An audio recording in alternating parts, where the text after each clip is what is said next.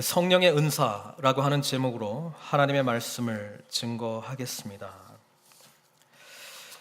지난주에 예수님의 부활하신 사건 이후에 주님께서는 제자들 가운데 찾아가셨습니다. 막혀 있는 닫힌 문 사이로 부활하신 주님께서 우리 제자들을 만났습니다. 그리고 제자들에게 제일 먼저 뭐라고 말씀하셨습니까? 너희에게 평강이 있을지어다.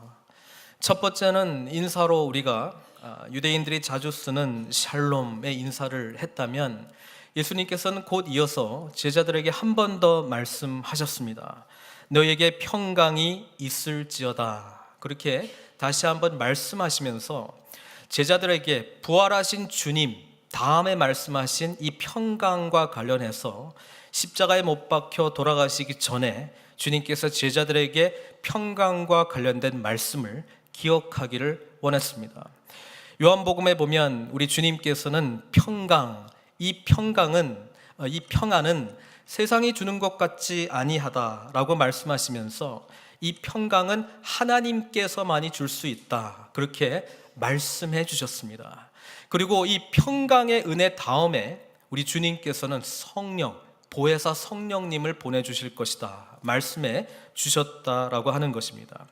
그래서 십자가 이전의 이 평강에 대한 말씀, 십자가 이전의 이 성령님에 관한 말씀이 부활하신 주님께서는 다시 한번 이 평강이 너에게 있을지어다 제자들에게 말씀하시면서 성령님을 보내주실 것이라고 하는 주님의 말씀을 제자들이 기억하기를 원했던 것입니다. 그래서 우리 주님께서는 내가 너희 아버지께서 나를 보낸 것 같이 나희도 너희를 보내노라 이렇게 말씀하시고 뭐라고 말씀하십니까?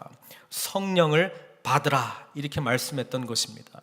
여러분, 우리 부활하신 주님을 만난 우리들은 이제 성령님과 함께 파송을 받은 자들입니다. 어디로 파송을 받았습니까? 세상으로, 복음이 필요한 곳으로, 하나님을 알지 못한 사람 한복판에 십자가의 비밀을 알지 못한 사람들에게 우리는 부르심을 받았다라고 하는 것입니다. 그것 때문에 우리 주님께서는 성령을 보내주시겠다 말씀하셨고 성령을 받으라 이렇게 말씀하셨습니다.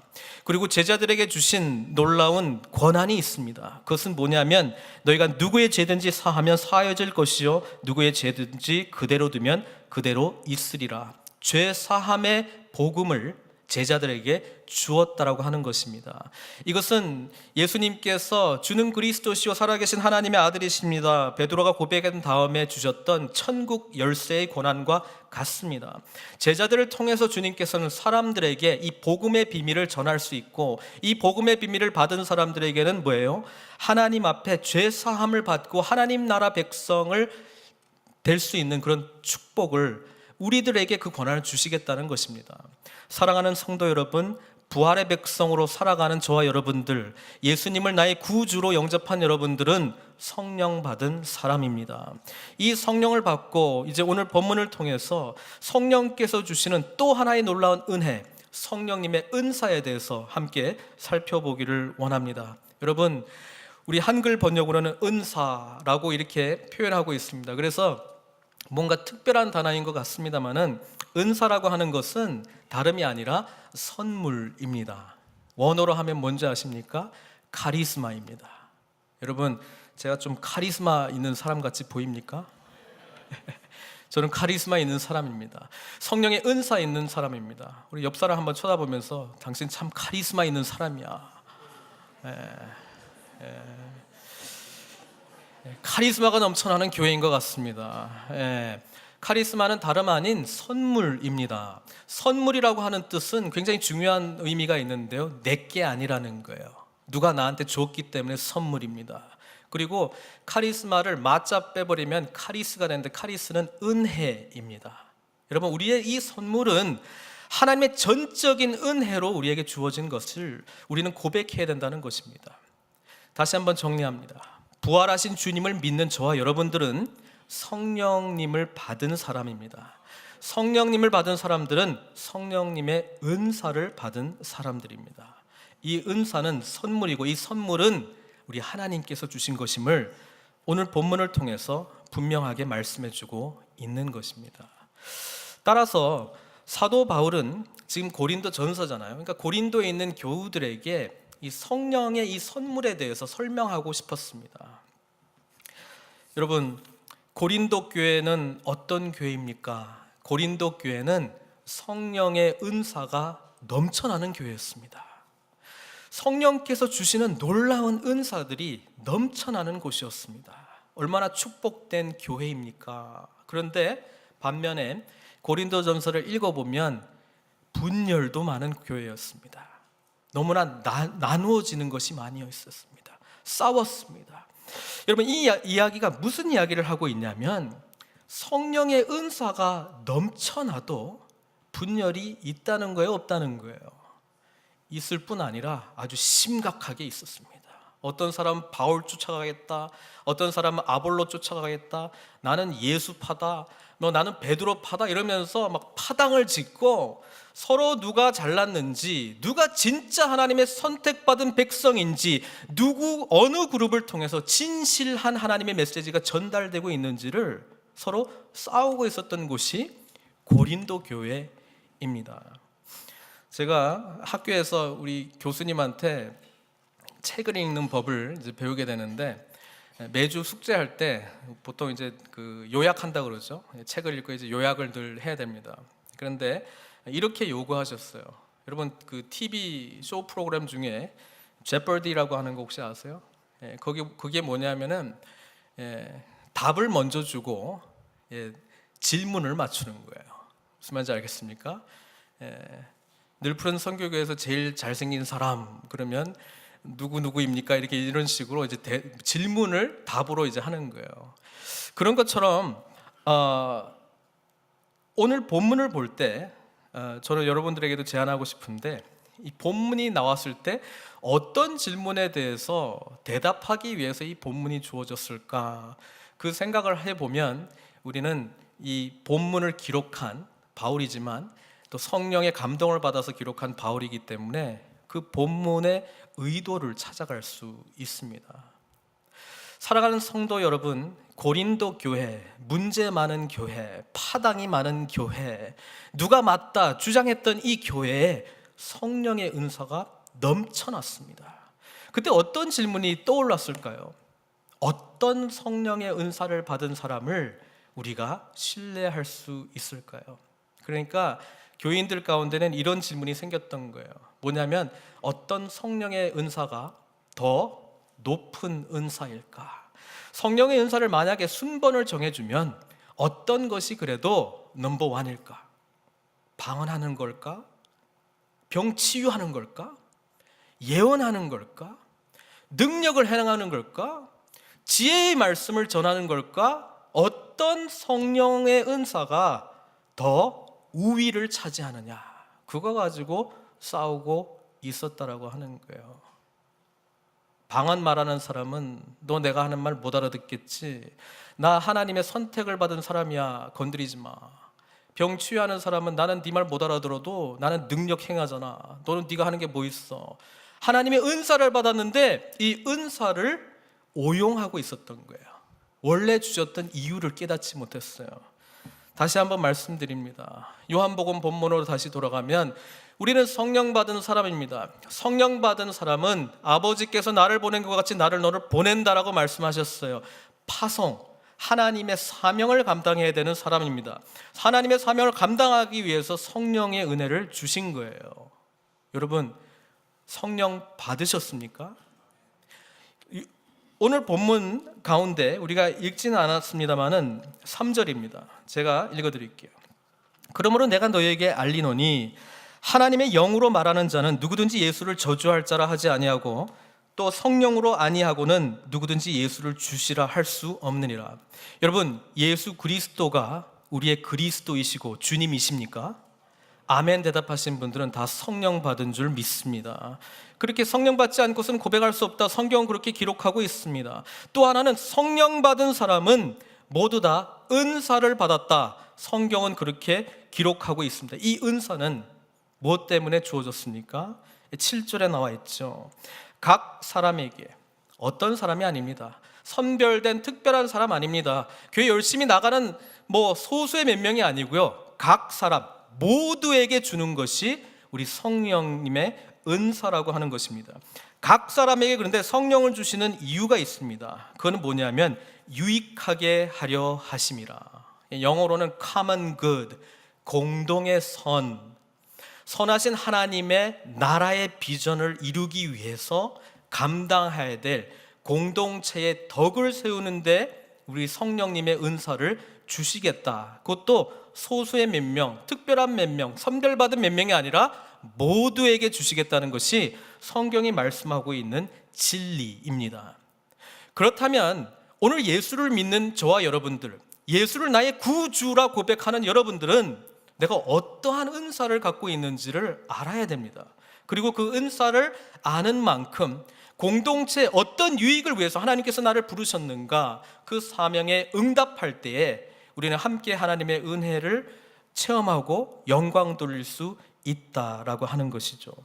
고린도 교회는 하나님의 은사를 받은 사람들이 넘쳐났는데 뭐 때문에 받았는지, 왜 받았는지, 어떠한 이유로 이것이 우리들에게 주어졌는지 그 근본적인 질문에 대해서 답하지 않고 이거 받았으니까 나 뭐 좀 된 사람이네, 저 사람은 은사 하나 받았는데 나는 한 3개 정도 있을 것 같으니까 저 사람은 성도고 나는 집사고, 저 사람은 한 5개 정도 받았으니까 안수 집사 정도 하면 되겠네, 저 사람은 7개 받았으니까 한 장로급 하면 되겠네. 그런 것 때문에 하나님께서 은사를 주신 게 아니라는 거예요.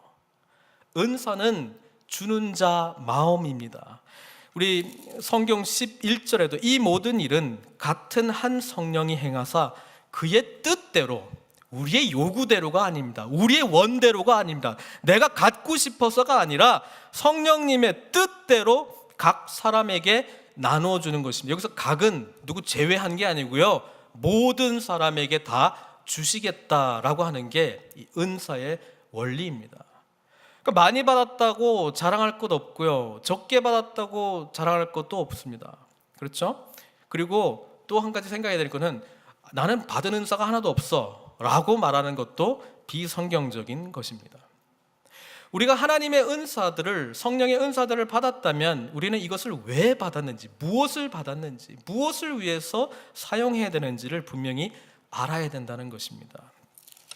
우리 바울은 고린도 교회에 은사는 넘쳐나는데 은사의 진정한 의미를 깨닫지 못하고 오히려 이것을 분열과 교만과 자기를 정당화하는 것에 사용되는 것을 아주 심각하게 비판하고 있는 것입니다. 그래서 오늘 본문에서는 바울은 다른 것에 대한 이야기와 함께 하나 되는 것에 대한 이야기를 같이 하고 있습니다. 4절에서 6절까지의 말씀입니다. 은사는 여러 가지로 다르다. 5절, 직분은 여러 가지로 다르다. 6절, 사역도 여러 가지로 다르다.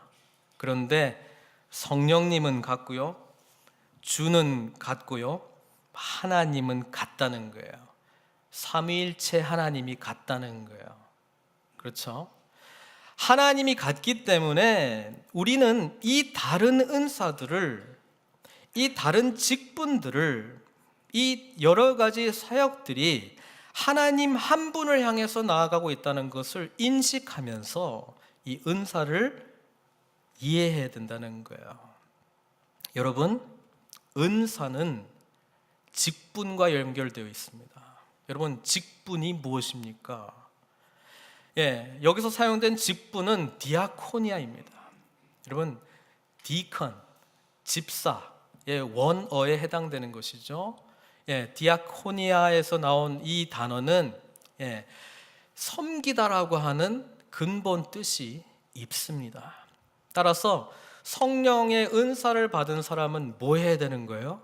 근본적으로 섬겨야 되는 거예요. 우리가 연초에 이제 재직 임명을 합니다. 직분 임명을 하는 거예요. 그게 누가 집사고 누가 안수 집사고 누가 장로고 알려고 하는 게 아니고요, 우리 공동체를 구성하고 있는 섬김의 위치에 있는 사람들의 명단이 올라가는 거예요. 그럼 그 직분을 감당한 사람들은 뭐예요? 섬겨야 돼요. 근본적으로 섬겨야 되고, 그 섬기기 위해서 하나님께서 은사를 주셨을까요? 안 주셨을까요? 줬어요. 그러니까 직분 받은 사람들은 다 섬기게 되어 있습니다. 하나님의 몸된 교회에 직분을 받은 자로서 우리는 근본적으로 섬김으로 응답해야 된다는 것입니다. 이 섬김은 교회를 위한 섬김 포함 이웃을 향한 섬김으로 나아갈 때 우리는 하나님 나라의 비전에 우리 성령의 은사들을 제대로 사용하고 있다, 이렇게 말씀하고 있다는 것이죠. 이 직분 받은 사람들이 감당하는 것이 사역입니다. 그래서 우리는 직분 받은 사람들 가운데 사역도 부장을 또 세우고 그 일들을 감당하도록 되어 있는 건 아니겠습니까? 이것은 비록 교회 안에서만 제한된 것이 아니라 교회 구성원으로서 감당해야 될 삶의 모든 영역 포함 하나님의 직분과 사역은 반드시 연결된다라고 하는 것입니다.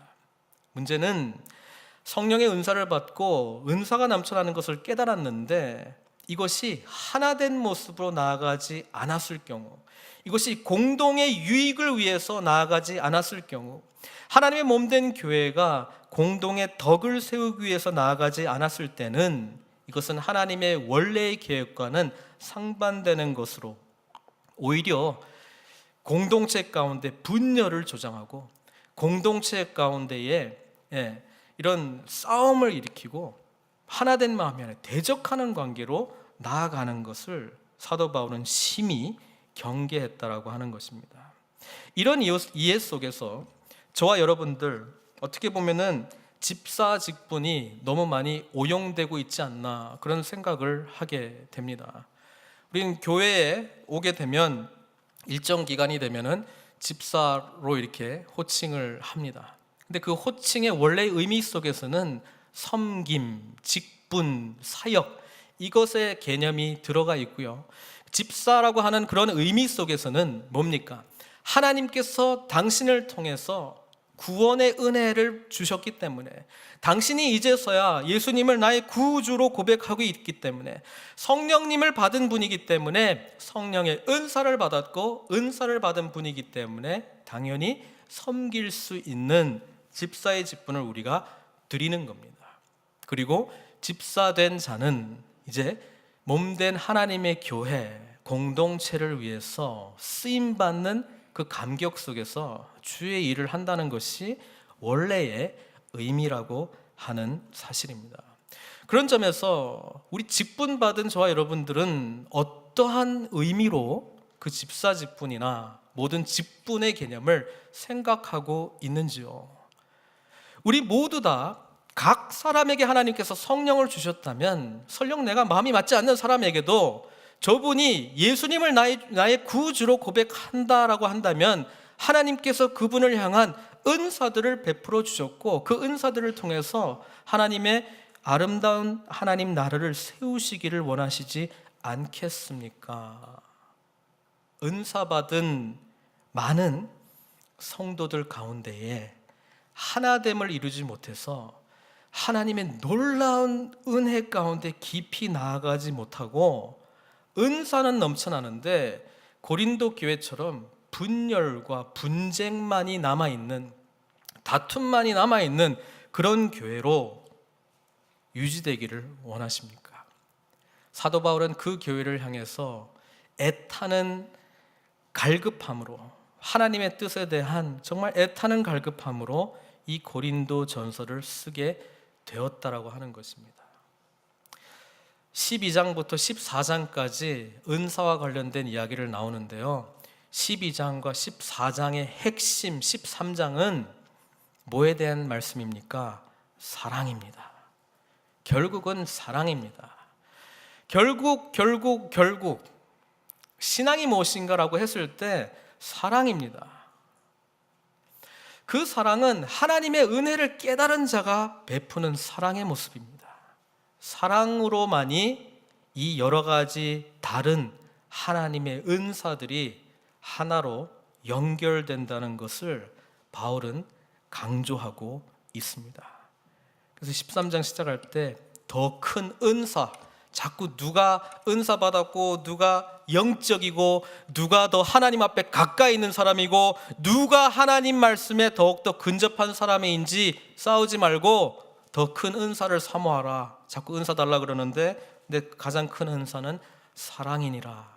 이렇게 말씀하고 있는 게 사도 바울이 고린도 교회에게 전해준 메시지라고 하는 것입니다. 고린도 교회에 어떠한 은사들이 특별히 분열의 이유가 되었을까요? 그것은 8절부터 나오는 목록인데요. 사실 이 은사의 목록들은 로마서에서도 나오고 다른 본문에서도 나옵니다만은 특별히 은사의 모든 내용들을 포함한 리스트라기보다는 사도 바울이 언급하고 싶었던 특별히 들려오는 어떤 이야기들 가운데 선별한 어떤 은사들이다, 이렇게 보시면 되겠습니다. 8절에 보니까 두 가지 은사가 나옵니다. 하나는 어떤 사람에게는 성령으로 말미암아 지혜의 말씀을, 어떤 사람에게는 같은 성령을 따라 지식의 말씀을. 그래서 우리는 통상 지혜의 은사, 지식의 은사 이렇게 이야기를 하고 있습니다. 여러분, 이 지혜와 지식의 은사는 뭐 때문에 주어졌습니까? 그것은 교회 공동체가 공동의 선을 이루기 위해서 세움을 받기 위해서 필요한 은사의 영역이 있는데 그것은 뭐냐면 가르침의 영역입니다. 왜 가르칩니까? 내가 많은 걸 알고 너는 아무것도 모르기 때문에 그거 하라고 하는 거예요? 가르치는 자의 위치가 있기 때문에 인정받기 위해서 하는 겁니까? 아닙니다. 공동의 선을 위해서 하나님께서는 이 은사들을 주셨습니다. 그리고 그 일들을 감당하기 위해서 때로는 교사로, 때로는 사도로, 때로는 선지자로, 때로는 목사로 주셨다는 것을 성경 기록하고 있지 않습니까? 에베소서 보면 이렇게 기록되어 있죠. 그가 혹은 어떤 사람은 사도로, 어떤 사람은 선지자로, 어떤 사람은 복음 전환자로, 어떤 사람은 목사와 교사로 삼으셨으니 이는 성도를 온전케 하며. 성도를 온전하기 위해서 교회의 가르치는 영역은 반드시 있어야 됩니다. 이 가르치는 영역의 핵심은 이겁니다. 핵심은 봉사의 일을 감당하기 위해서입니다. 섬김의 일을 감당하기 위함입니다. 여러분, 우리가 양육부라고 하는 이제 부서를 통해서 가르침의 어떤 장들을 열어가고 있습니다. 근데 그 가르침을 받는 이유가 있습니다. 그것은 더 섬기는 자가 되기 위해서입니다. 이력서에 한 줄 더 넣어서 내가 이런 교육 받았다, 수료했다, 이거 하려고 하는 게 아니라 그 리스트가 길면 길수록요, 그 사람은 어떤 사람이 돼야 됩니까? 섬김의 사람이 돼야 된다라고 하는 것이죠. 교회 교육의 핵심은 결국 섬기는 자입니다. 그렇다면 한번 생각해 보십시오. 내가 많은 교육을 받은 사람이에요. 성경 교육도 많이 하고 제자 훈련도 많이 하고 이 훈련 저 훈련 다 한 사람이라고 여러분 스스로를 그렇게 평가한다면 여러분들은 그 훈련 받지 않은 사람들에 비해서는 더 많이 섬김과 봉사에 관심이 있어야 합니다. 왜냐하면 교육의 목표가 그거이기 때문에 그렇다라고 하는 것이죠. 근데 나는 이것도 해봤고 저것도 해봤어. 그런데 지금 현재 나를 볼 때 섬김의 자리에 있지를 않아요. 교회 공동의 유익을 위한 자리에 있지 않아요. 그 결정을 내리는 한복판에 있지 않아요. 그러면 그거 왜 했습니까? 교회의 교육은 반드시 섬김과 하나님을 향한 봉사로 연결될 수밖에 없다는 것입니다. 주님의 제자는 섬기기 위해서 부름받은 사람입니다. 크리스찬은 신앙생활이 깊어지면 깊어질수록 섬김의 자리, 그 한복판에 뚜벅뚜벅 걸어가는 사람입니다. 고린도 교회에게 하나님께서 은사를 베푼 이유는 그런 교회로 쓰임받기를 위해서 지혜의 말씀을, 지식의 말씀을 주었다라고 하는 사실이죠. 근데 오히려 그걸 통해서 다른 사람들을 판단하는 것으로 사용하고, 그걸 통해서 현실 진단을 하고 비판하는 것으로 사용하고, 그걸 통해서 저 사람 참 어리석게 행동하는구나 판단하고 평가하는 것으로만 사용한다면 그것이 하나님께서 우리에게 주신 은사였으나 오용을 넘어 이제는 사단의 도구로 전락해 가는 것이죠.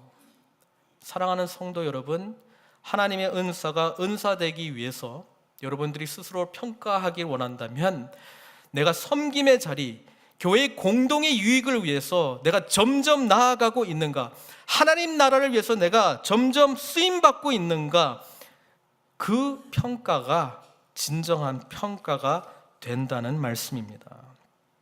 가르치는 영역에 대한 제대로 사용되지 못하는 것을 향해서 사도 바울은 지혜의 말씀과 지식의 말씀을 전했습니다. 그 다음에 또 하나의 영역이 있는데요, 고린도 교회에는 초자연적인 힘을 발휘하는 하나님의 능력의 은사들이 나타났습니다. 어떤 은사들이 있었냐면 9절에 보니까 믿음입니다. 믿음. 9절 말씀에 어떤 사람에게는 성령으로 믿음을, 여기서 말하는 믿음은 예수 믿는 믿음은 아니겠죠. 그렇죠? 예수 믿고 구원받는 믿음을 말하는 게 아니고, 은사는 예수를 구주로 고백한 사람이 받는 게 은사이기 때문에 믿은 사람에게 주시는 믿음의 은사는 산을 옮기는 믿음이죠. 특별한 믿음의 은사가 있는 거예요. 교회가 이렇게 될 것이다라고 하는 불가능 속에서 하나님의 어떤 뜻을 분별하고 믿음을 갖는 그런 은사를 말하고 있는 거예요. 또 어떤 사람에게는 병 고치는 은사를, 그렇죠? 치유의 은사를, 어떤 사람에게는 능력 행함을, 그러니까 기적을 실제로 일으키는 그런 사람을 말씀하고 있는 것이죠. 지금도 성령의 이런 능력 사역을 강조하는 교회에서는 이런 일들이 실제로 일어나고 있습니다. 전 세계 선교지 현장 가운데서 오늘도, 내일도, 앞으로도 계속 이런 능력 사역이 일어나고 있습니다.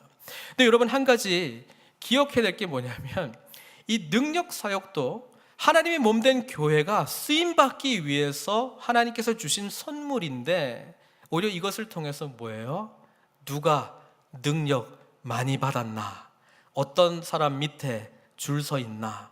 어떤 사람들 앞에 모이나? 그런 걸로 사용했다는 거예요. 나는 나는 병 치유하는 능력이 있어. 내가 한 10명 치유하면 5명 돌아와. 그래? 나는 10명 하면 10명 다 와.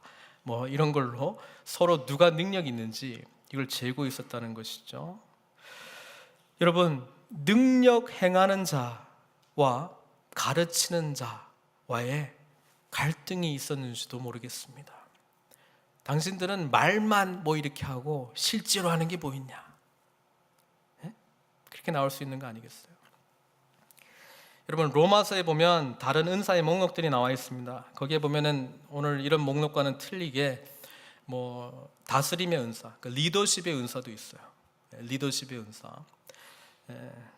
저를 위해서 좀 기도해 주십시오. 리더십의 은사가. 다스림의 은사도 있고 섬기는 은사도 있어요. 또 옛날 성경에는 권위하는 일, encouraging 하는 것도 은사라고 기록이 되어 있습니다. 제가 옛날에 한참 그 은사 배치 운동, 그런 거 혹시 들어보셨어요? 교회의 성도들의 은사를 평가하는 거예요. 파악해가지고 내가 뭐 이런 은사 있다 저런 은사 있다 그러면 그거에 적절한 사역을 주는 거예요. 그렇게 하는 게 저도 맞다고 생각합니다만, 그때 제가 들었던 그 재미있는 예화가 하나 생각나서 좀 말씀드립니다. 식당에 갔는데, 식당에 가서 이제 그 주문을 다 했어요. 그때 주문을 누가 받았을까요? 리더십이 있는 사람이 받았겠죠. 다스림의 은사 있는 사람이 탁탁탁 당신은 여기 앉고 여기 앉고 해가지고 딱 이렇게 합니다. 그때 이제 예언의 은사 있는 사람이 맞다고, 저쪽에 앉는 게 맞다고 이렇게 이제 했겠죠. 근데 이제 서빙하러 이제 나오는데 그 웨이트레스가 걸러 넘어진 거예요. 그래가지고 그걸 다 엎어버렸어요. 그때 반응했던 예를 제가 지금도 기억합니다.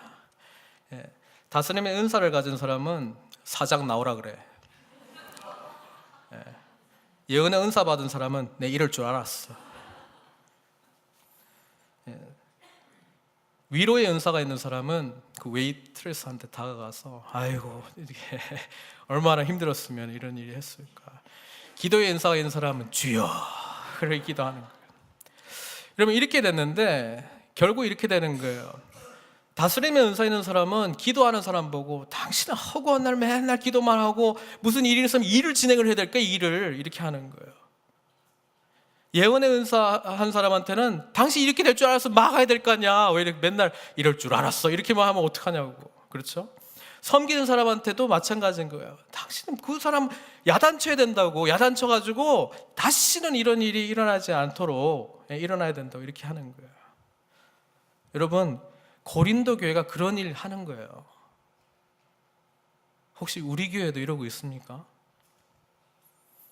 성령께서 임하시면 모든 사람에게 은사가 주어진다고 말씀하고 있는데 혹 그러고 있냔 말이에요. 그러니까 사도 바울이 이 이야기를 하다가 내가 교회가 어떤 모습인지 알려줄게 그러면서 몸과 비유해서 말하고 있는 거 아니에요. 예? 몸은 하나인데 각각 지체가 따로 있다는 거예요. 그런데 한 몸이라는 거예요. 한 몸. 그러니까 이렇게 이야기하잖아요. 답답해가지고 만일 발이 이르되 나는 손이 아니니 몸에 붙지 아니하였다 할지라도 이로써 몸에 붙지 아니한 것이 아니요. 또 귀가 이르되 나는 눈이 아니니 몸에 붙지 아니하였다 할지라도 이로써 몸에 붙지 아니한 것이 아니니 만일 온몸이 눈이면 듣는 곳은 어디며 온몸이 듣는 곳이면 냄새 맡는 곳은 어디냐 이렇게 이야기를 하고 있습니다. 그리스도의 성령 은사 공동체로서 가지고 있어야 될 개념은 그리스도의 몸으로서의 공동체입니다. 하나 되지 않으면 각각의 기능은 별로 의미가 없다는 거예요. 근데 머리가 밟더러 너는 정말 더러운 것만 밟고 나 정말 너 싫다. 나랑 거리가 떨어져 있어 참 감사하다 하나님께. 그런데 머리에서 아무리 생각하고 하려고 해도 발이 움직이지 않으면 안 되는 건 아니겠어요? 사랑하는 성도 여러분, 하나님의 은사 받은 공동체는 그 은사의 능력을 발휘하기 위해서는 하나가 돼야 됩니다. 탈무드에 나와 있는 이야기죠. 어떤 사람이 머리가 2개인 채로 태어났대요. 이야기입니다. 그래서 이 사람을 보고 랍비한테 이제 물으러 간 거예요. 이 사람이 머리가 2개인데 몸은 하나고 2사람입니까? 1사람입니까?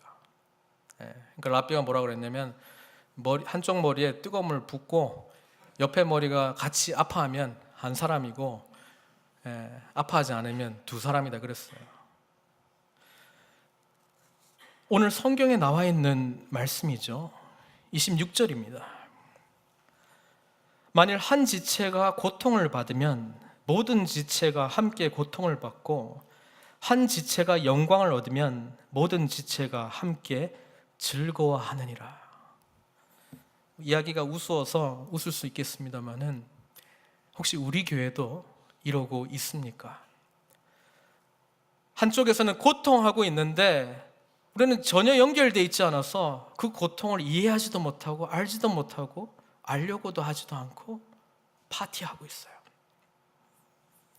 한쪽에서는 하나님의 일을 한다고 열심히 집중해서 주님의 영광 가운데 나아가는 이 은혜를 체험하고 있는데 이쪽에서는 전혀 무슨 일이 이루어지고 있는지 하나님 뭐 어떻게 영광스럽게 임했는지 알지도 못하고 알려고도 하지도 못하고 은혜와 영광 가운데 들어가고 있지 못한 모습.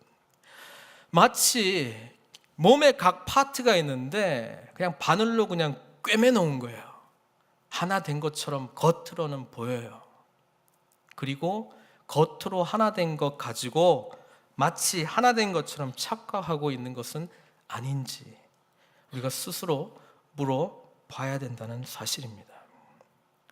사랑하는 성도 여러분, 오늘 예배 드리기 위해서 이 자리에 나온 저와 여러분들은 예수님을 나의 구주로 고백하는 믿음의 사람인 줄로 믿습니다.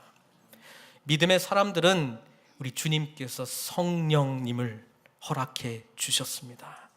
성령 받은 저와 여러분들은 모두 다 한 사람도 빠짐없이 은사를 받은 사람입니다.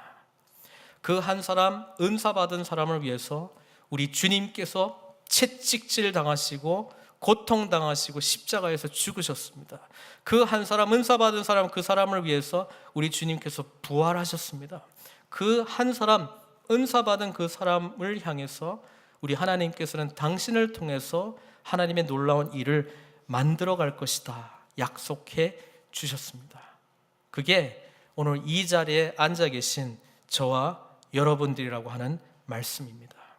그렇다면 우리 서로를 바라볼 때에 은사 받은, 하나님의 선택을 받은, 하나님의 놀라운 뜻과 비전이 있는 그 영혼으로 바라봐야 되지 않겠습니까? 그리고 그 영혼들과 함께 손을 붙잡고 주님의 아름다운 공동체를 세워야 되지 않겠습니까? 여러분, 그것을 위해서 성령께서 우리 가운데 함께 하시고 성령께서 우리 가운데 은사들을 허락해 주셨다라고 하는 것입니다. 27절 성경 말씀, 너희는 그리스도의 몸이요 지체의 각 부분이라. 한 사람 한 사람 빠짐없이 지체의 각 부분이다, 이렇게 말씀하고 있습니다. 오늘 본문을 통해서 부활하신 우리 주님, 그것을 우리가 지난 설교를 통해서 기억하면서 성령 받은 우리에게 허락하신 이 은사들이 무엇인가를 우리는 찾아 나가야 될 줄로 믿습니다. 그리고 한 사람도 빠짐없이 이 놀라운 하나님의 선물을 받은 사람이라는 것을 인정하며, 때로는 갈등하고 때로는 마음이 맞지 아니할지라도 이 자리에 인도하신 분은 하나님이시다, 한 하나님, 한 성령님, 주님이시다 고백하면서 그리스도의 몸으로서 함께 주님께 나아가야 되지 않겠습니까? 저는 우리 공동체 고린도 교회와 같이 많은 하나님의 은사들을 부어주신 교회라 그렇게 믿고 있습니다. 이제 사랑으로 하나 되는 일만 남아있는지도 모르겠습니다. 바울이 가지고 있었던 비전과 소망 중에 하나는 뭐냐 하면, 사랑의 공동체가 되면 이 은사들이 연결되어서 위대한 하나님의 교회로 쓰임받겠다라고 한 확신이었습니다. 그 확신으로 이 편지를 한자 한자 적어 내려갔다는 것을 기억해 보면서 오늘 우리 공동체 가운데 앞으로 행하실 놀라운 하나님의 일들이 준비되어 있는데, 사랑으로 하나 될 때만 그것이 가능합니다. 그것을 향해서 우리 함께 나아가십시다. 서로에게 주신 하나님의 놀라운 은사들, 그 은사들을 기억하면서 그것이 무엇인지 함께 발굴해 주면서, 여러분, 우리 공동체 전체에게 주신 하나님의 비전을 함께 만들어가는, 완성되어 가는 우리 아름다운 늘푸른 선교교회 되기를 주님의 이름으로 축원드립니다. 기도하시겠습니다. 사랑의 하나님 아버지, 감사합니다. 우리에게 믿음 주시고 예수님을 나의 구주라 부를 수 있는 은혜 주심을 너무나도 감사드립니다. 예수님을 구주라 부른 사람에게는 성령님을 허락해 주셨고, 성령 받은 우리들은 성령의 은사를 받은 사람임을 깨닫게 하여 주시옵소서.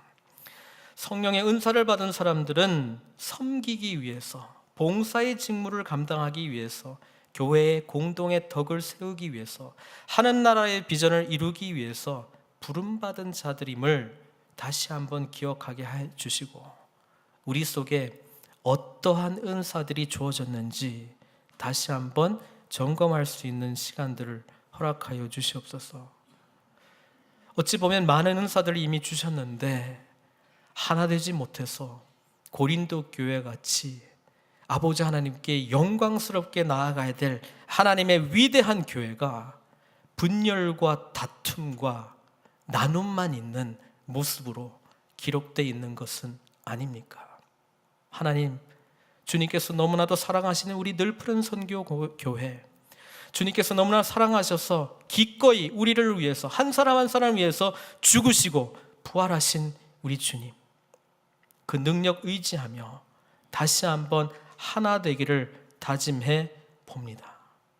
그러기 위해서는 13장에 나오는 사랑의 은혜가 우리들 가운데 있어야 될 줄 믿습니다. 더욱더 큰 은사, 사랑의 은혜를 사모하며 나아가는 저희 늘푸른 선교교회 될 수 있도록 인도하여 주시옵소서.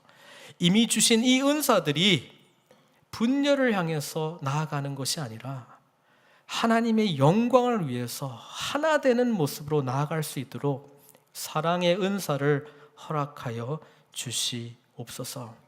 이 사랑은 주님께서 나를 위해서 피 흘리시고 돌아가신 십자가의 사랑을 경험할 때만 이 사랑을 느낄 수 있습니다. 그 사랑을 우리에게 허락하여 주시옵소서. 이 사랑 붙들고 하나님께 영광 올려드리는 우리 몸된 교회 될 수 있도록 주여 인도하여 주시옵소서. 예수님의 귀하신 이름으로 기도드리옵나이다.